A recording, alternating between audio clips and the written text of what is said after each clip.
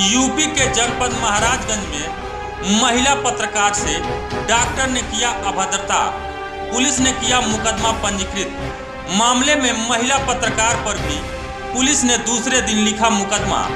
अब राजपत्रित अधिकारियों के माध्यम से हो रहा है जांच। अभी किसी को नहीं मिला न्याय।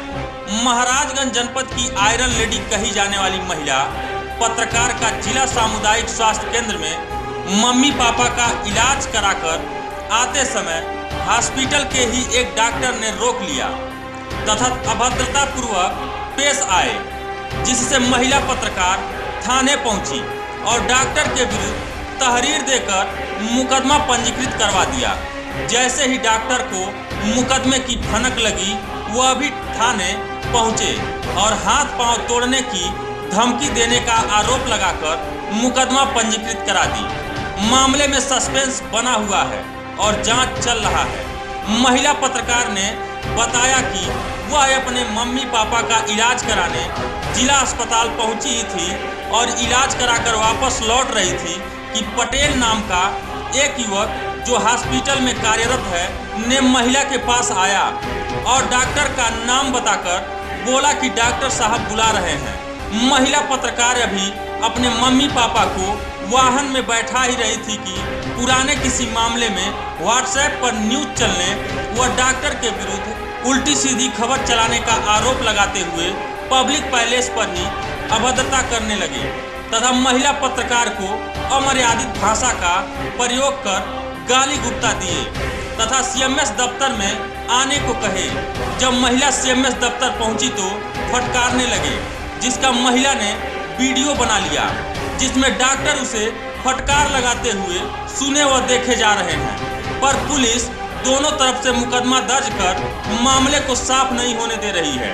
वहीं महिला पत्रकार ने डॉक्टर के प्रकरण में न्याय नहीं मिलने पर न्यायालय जाने की बात कही है। महिला पत्रकार ने बताया कि पिछले दिनों एक निजी हॉस्पिटल में इलाज के दौरान बलात्कार के मामले में डॉक्टर का नाम उछालने का आरोप लगाकर विवाद कर रहा था, पर मैंने अपने अखबार में कहीं भी ऐसा कुछ नहीं किया है और डॉक्टर का नाम उछाल रही थी तो उसे न्यायालय जाना चाहिए, महिला से विवाद नहीं करना चाहिए।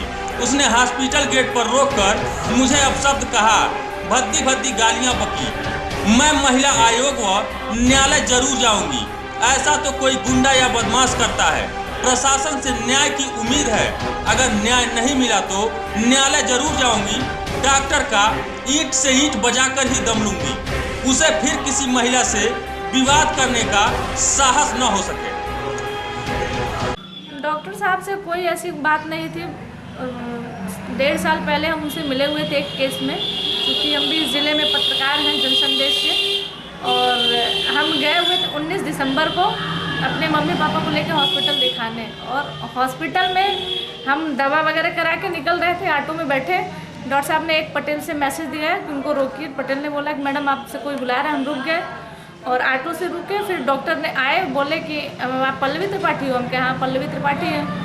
तो उन्होंने कहा कि तुम्हारी हिम्मत कैसी हुई, तुम खबर क्यों लिखी? और वहीं पब्लिक प्लेस पे मेरी पूरी इज्जत का फालूदा माँ बहन सारी वो एक करने लगे। उसके बाद बोले सीएमएस के कमरे में चलो। हमने कहा ठीक है, शौक से चलिए, क्योंकि भाई वहाँ रहते तो फिर और हमें दिक्कत होती, पब्लिक प्लेस थी। हम सीएमएस के कच्छ तक गए, हमें पता था सीएमएस ऑलरेडी थे नहीं वहाँ। सीएमएस से बात वहाँ गए तो कह रहे हैं कि तुम 4 बजे आना। हमने कहा हम 4 बजे क्यों आएंगे, अब नहीं आएंगे। कह रहे तुम मेरी खबर छापी क्यों हो और तुम रेप की घटना से क्यों जोड़ी हो? हमने कहा आप खबर पढ़े हैं मेरे पेपर में, आपका नाम कहीं प्रकाशित हुआ है?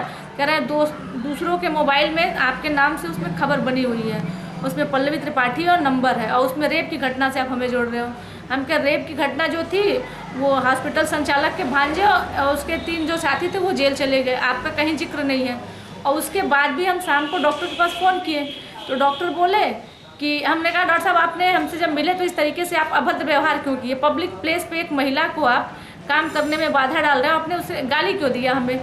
तो उसके बाद भी फ़ोन पे लगे तुम इडियट हो, बेवकूफ़ हो, ये है, तुमको कोर्ट तक घसीटेंगे, हाई कोर्ट ले जाएंगे, ये सब कहते हुए डॉक्टर साहब फिर हमको बरस पड़े। उसके बाद कुछ दिन शांत रहे। फिर हमने पता चला कि स्थानीय थाने में मेरे नाम से उन्होंने तहरीर दे रखी व्हाट्सएप पे, ये गलत व्हाट्सएप पे गलत पल्लवी त्रिपाठी द्वारा गलत खबर फैलाया जा रहा है। पता चला तो हमने जाके एक तहरीर कप्तान साहब को और स्थानीय थाने में और अपर जिलाधिकारी को दे दिया। उसके बाद स्थानीय थाने में पुलिस ने उस तहरीर को बदल के दूसरी तहरीर का आधार बनाया कि मारपीट पल्लवी त्रिपाठी आई थी 2-3 लोगों के साथ, हमें मारी है और जान से मारने की धमकी दी है और हमें धन उगाही करती हैं, हमें हमेशा कहते परेशान करती हैं। तो हमने कहा कि भाई डॉक्टर से हमारी वार्तालाप के बीच जो भी हुई है, कुछ हमारे पास सीडी है, वीडियो है, उसको हमने सीडी बना के सारे अधिकारियों को दे दिया है।